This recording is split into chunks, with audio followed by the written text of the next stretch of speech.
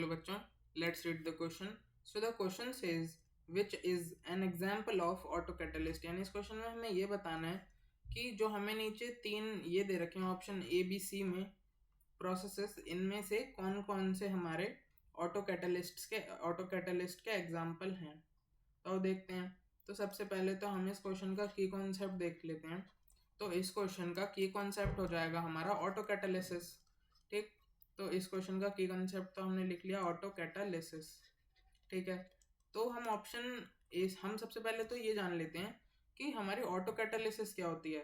तो बेसिकली ऑटोकैटालिसिस का मतलब ये होता है कि ऑटोकैटालिसिस ऐसी प्रोसेस होती है हमारी, या फिर ऐसी कैटालिसिस होती है जिसमें हमारा जो प्रोडक्ट बनता है, यानी हम लिख सकते हैं कि autocatalysis is a process in which one of the products act as catalyst itself. Products act as catalyst itself. यानी जो हमारा रिएक्शन, जैसे हमारा रिएक्शन है A plus B gives C plus D, तो इसमें से अगर हमारा C जो है वो हमारा कैटलिस्ट की तरह काम कर जाए, हम लेट से यहाँ लिख देते हैं कि ये कैटलिस्ट है हमारा इस रिएक्शन का, तो ये रिएक्शन हमारा ऑटोकैटालिसिस का रिएक्शन हो जाएगा, जिसमें हमारा एक प्रोडक्ट जो कि हमारे इस रिएक्शन से फर्दर बना है वही कैटलिस्ट है। तो ये रिएक्शन हमारा ऑटोकैटालिसिस फॉलो करेगा। It will be a autocatalysis reaction. ठीक है, ये बात हो गई इसी कंसेप्ट की। अब हम देखते हैं आगे। तो ऑप्शन ए कह रहा है कि हाइड्रोलिसिस ऑफ मिथाइल एसीटेट।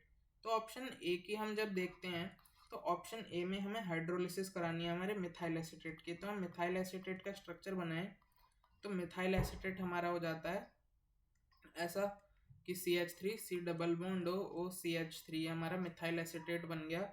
और जब हम इसका वाटर के साथ रिएक्शन कराते हैं HCl की प्रेजेंस में, ये हमारा HCl है, ये हमारा कैटलिस्ट है, ये हमने बिगिनिंग में डाला है। ये हमारा एक कैटलिस्ट है जो कि हमने बिगिनिंग में ही डाला हुआ है, ये हमने बिगिनिंग में डाला है। इन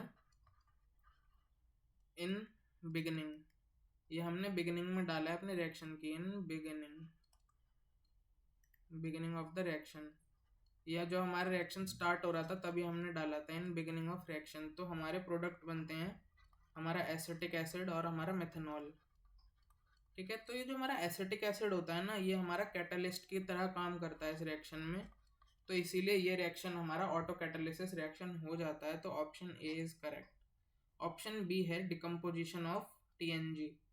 तो जब हमारी जो TNG होती है, TNG का मतलब याद रखना कि TNG होती है हमारी ट्राई नाइट्रोग्लिसरॉल। में लिख देता हूँ कि TNG होती है हमारी ट्राई नाइट्रोग्लिसरीन। मैं लिख देता हूँ ग्लिसरीन, ये हमारी ट्राई नाइट्रोग्लिसरीन होती है हमारी सिंपली TNG।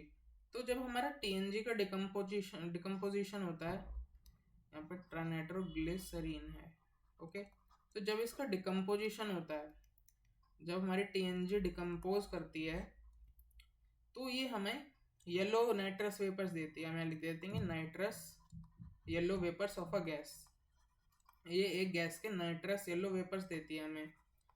तो जो हमारी गैस होती है ना, nitrous yellow vapours of a gas, तो ये जो गैस होती है, this gas itself act as a catalyst की तरह एक्ट करती है इस रिएक्शन में। ये वाली गैस हमारी कैटलिस्ट, ये इस रिएक्शन में हमारे एक्ट करती है एज अ कैटलिस्ट। तो ये रिएक्शन भी हमारा ऑटोकैटालिसिस हो जाता है। तो ऑप्शन बी भी सही है। ऑप्शन सी कह रहा है कि oxidation of KMnO4, oxidation of oxalic acid by KMnO4। तो अब देखते हैं। तो ऑप्शन सी में हम देखें तो ऑप्शन सी हमारा कह रहा है कि जब हमने यहाँ पे KMnO4 में ले लिया परमैग्नेटाइन, तो ये हमने परमैग्नेटाइन लिख दिया, MnO4 हम MnO4 नेगेटिव हमारा, और हमने इस रिएक्शन को हमने पूरा, मैं रिएक्शन लिख देता हूँ अच्छे से बैलेंस करके फिर समझाते हैं।